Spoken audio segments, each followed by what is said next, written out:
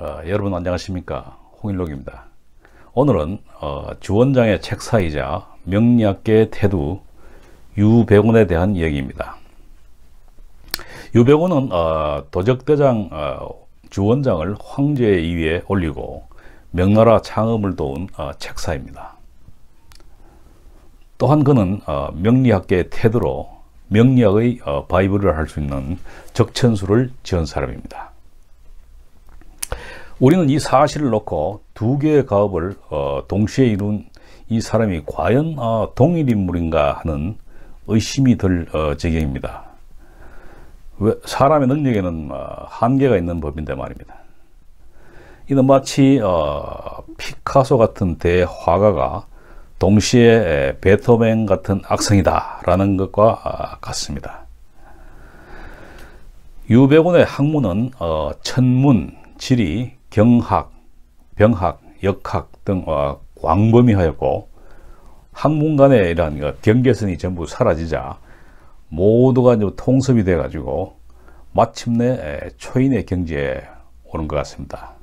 그래서 아마 중국의 노스트라다무스라는 별칭을 얻게 된 것 같습니다. 자, 유백운과 제갈량을 견주는 그런 글들이 많이 있는데요. 우선 이런 글이 있습니다.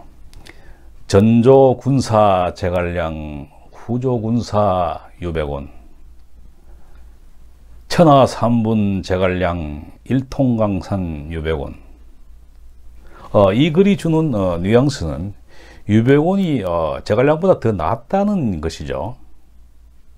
제갈량은 천하를 삼분하는데 그쳤지만은 유백운은 천하를 통일했다, 이런 얘기를 하고 있습니다. 실제로 유백운이 제갈량의 사당을 방문했을 때 자신이 더 나았다고 그렇게 생각해서 말에서 내리지 않고 제갈량의 사당을 이렇게 참배했다는 그런 이야기도 있습니다. 기왕 두 사람 얘기가 나왔으니 중국 역사상 최고의 지선을 자랑하는 이 두 사람의 지혜가 담긴 철학을 새겨볼까 합니다. 먼저 제갈량입니다. 제갈량은 누구에게도 이길 수 있는 지혜를 갖추어라. 그 다음, 남의 손을 빌려 성공을 도모하라. 큰 일을 위해 작은 손해를 보라. 다음은 유백운 차례입니다. 유백운은 성공은 준비하는 과정에서 이루어진다. 요점을 파악하면 세상 일이 쉽게 풀린다. 그 다음, 작은 일을 소홀히 하지 마라. 이런 명언들을 남겼습니다. 또한 유백운은 중국의 노스트라다무스로서 다음과 같은 글을 남깁니다.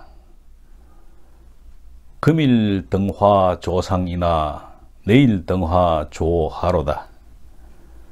금일 화루 경지이나 내일 철우 경지로세.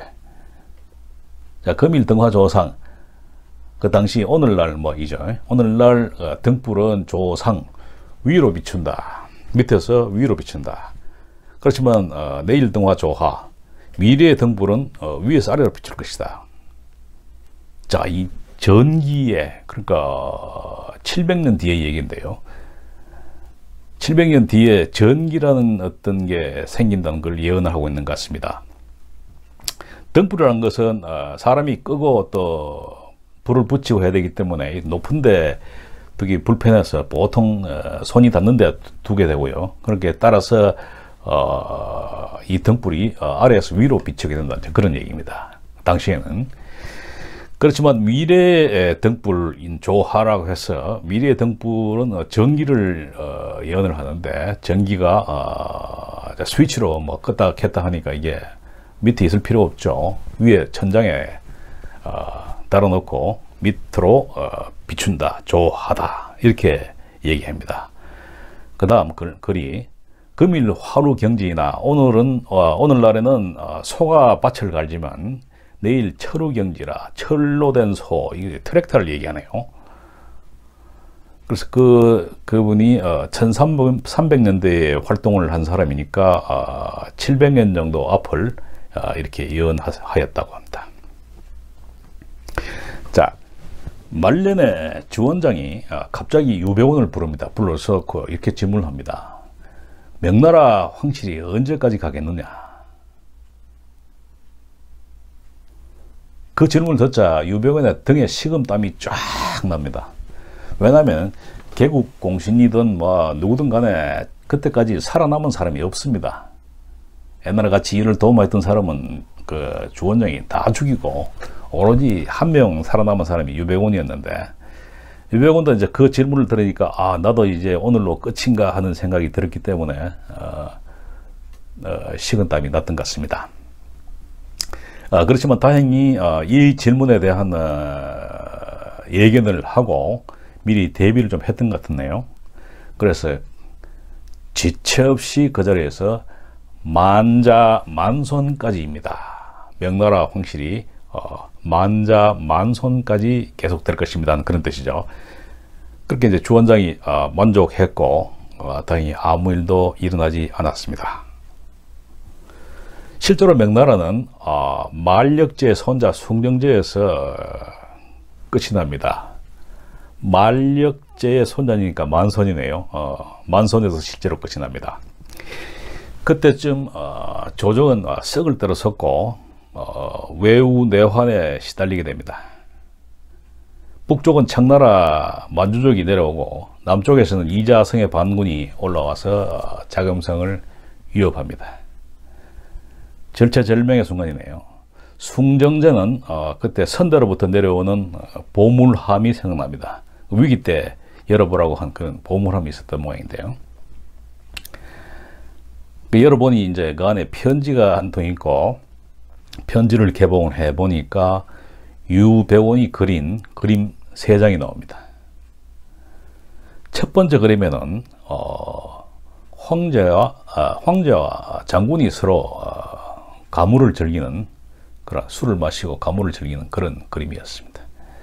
두 번째 그림은 군인과 백성이 술을 마시고 가물을 즐기는 그런 그림이었습니다. 세 번째 그림은 젊은 남자가 목을 매는 그런 그림이 나왔습니다.